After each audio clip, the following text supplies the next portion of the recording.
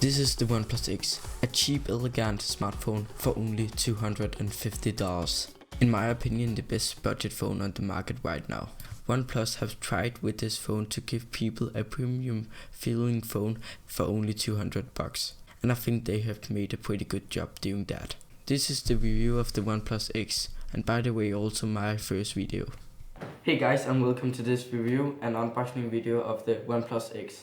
Let's begin. OnePlus made a very good job by making the case opening experience feel like it was an expensive phone you just have bought. The phone was attached to some kind of plastic sticking out of the box that was holding the case for the phone. It's pretty nice that OnePlus give a case for the OnePlus X, because the OnePlus X isn't so popular. That means that it's pretty hardcore to find cases in my country. And all the cardboard in and around the case was layered with some kind of plastic layer. It made the cardboard not feel so cheap and more like plastic. Behind the phone was there a cool charger. The charger didn't feel cheap at all, but felt more expensive than other expensive smartphone charger I ever have felt before. The phone runs almost purely Android, besides some few changes like double tap and other stuff that I'm gonna get into later. Let's start the review by taking an overlook of the phone. It got two speakers on the bottom, beside one of them is not a speaker, it's a mic. And then of course a micro USB stick. On the left side of the phone it got some kind of unmute and mute button, which can mute everything, which can unmute everything, and which can only mute like a message by Facebook and some kind of that shit, but not alarms. On the right side of the phone it got the volume buttons over the on and off buttons, and on the top it got the classic mini jack stick.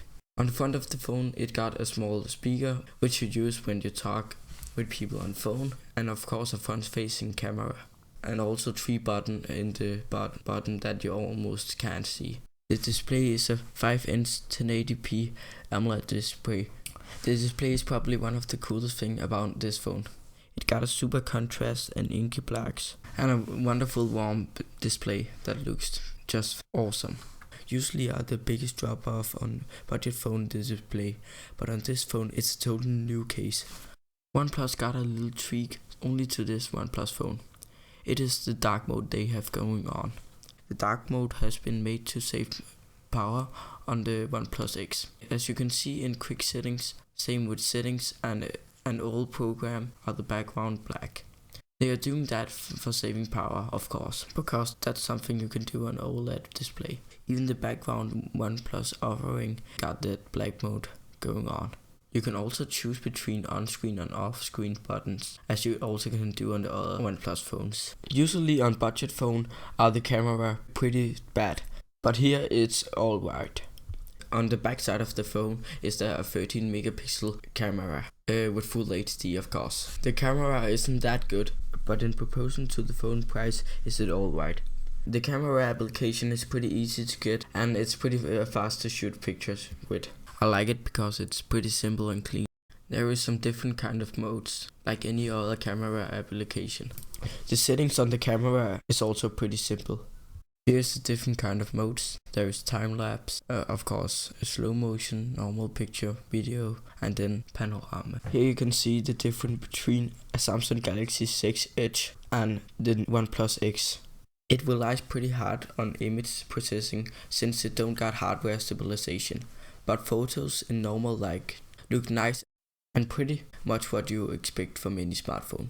Decent sharpness, tame colors, though a kind of weak dynamic range without HDR on. It doesn't suck in low light like other budget smartphone, but hangs around.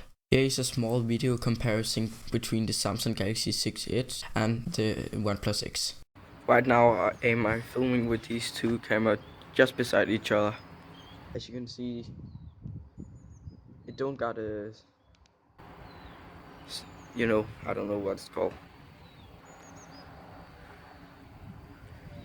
but it looks alright, I would say. Right now can you also hear which mic that is best? Right now I'm using the Samsung, and now the OnePlus X. Of course OnePlus needed to make some shortcut to make the price lower. Some of them is no NFC, no wireless charging, no fast charging, no WAV filters, no 802.11 Wi-Fi, not even 5 GHz Wi-Fi, no USB Type-C, no OIS, no 4K videos, and a lot of other stuff.